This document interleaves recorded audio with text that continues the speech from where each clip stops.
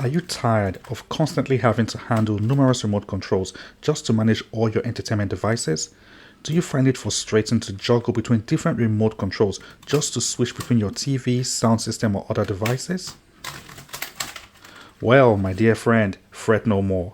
Introducing the SofaBaton X1 Smart Universal Remote, your all-in-one solution for managing your home entertainment.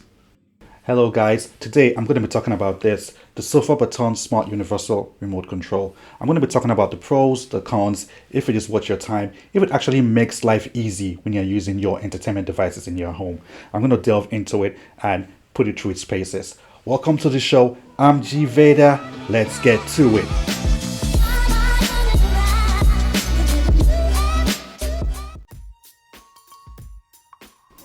Welcome back guys, it's unboxing time. So just taking off the wrappings from this package. It looks really nice, well built. I like the quality. Great, let's open it up. There you have it. Voila, the SofaBaton X1 Universal Smart Remote Control. The booklet, we're gonna read about that later. We're gonna go in later. And there it is, the pair de resistance. Looks well built, hefty, nice. Let's see what else is in the box. A manual. Yeah, we'll check this out later. As usual, toss it to the side. Let's see what else is in here. We have the hub. So this is the main connectivity center for this device.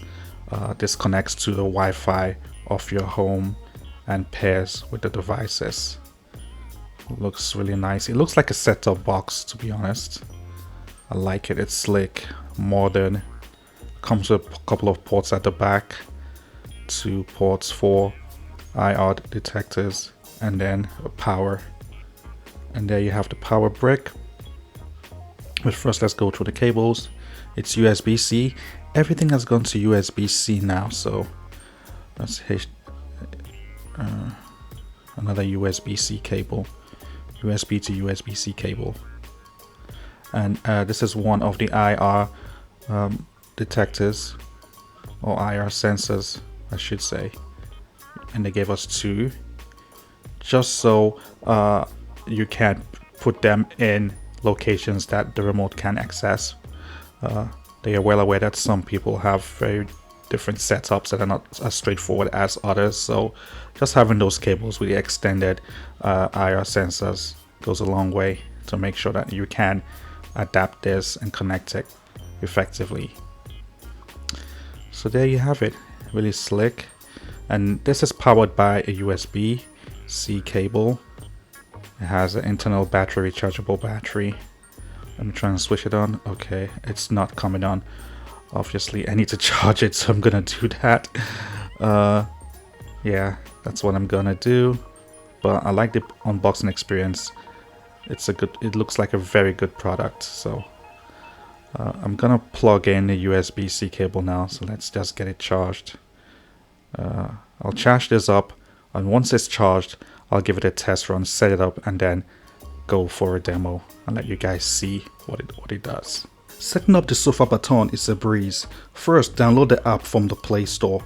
Once downloaded, install the app on your smartphone or tablet. Open the app and begin the setup process. Follow the app's instructions and establish a connection to your Wi-Fi network. Once the hub is connected, the app will provide step-by-step guidance on how to proceed. It will detect the hub and initiate the setup process. As part of customization options, the app allows you to name your devices according to your preference. For instance, you can name your TV, sound system, or other connected devices for easy identification within the app. You can then proceed to customize button inputs for your devices. After the setup is complete, the app might prompt you to test the connectivity by trying to control one of your devices. This step ensures that the SofaBaton is properly set up and communicating with your devices. You can connect via Bluetooth, Wi-Fi, and infrared, but those options come up during the setup process. Once done, you are good to go. I have connected 3 appliances to this remote control: my big screen TV, my Fire Stick, and my soundbar. I'll show you how these devices can be controlled via the remote. First, we'll start with the TV. So I've gone to the power, switch it off, and it goes off. And that's the other remote there. I'm not doing anything with the TV remote. So I go again and press the button to switch it on, and it's going to take some time. But there it is. It comes back on, showing that it works perfectly. I have also customized the main options that I use on my TV remote, such as the input selection, where I can toggle between different inputs, so the regular TV channels, and also go back to the HDMI port for my video games or for my Amazon Fire Stick dongle, and it works fine. Next, I'm going to control the Amazon Fire Stick with the Universal Remote. I simply select the device on the screen of the remote, and voila, I have control of the Amazon Fire Stick. And there I go. I've selected YouTube.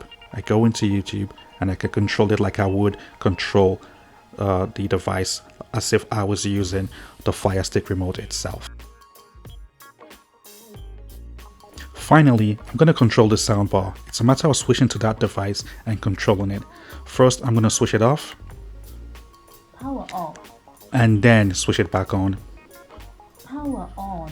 The beauty of this device is that I can toggle between devices. So I'm going to toggle back to my Fire Stick so I can play something.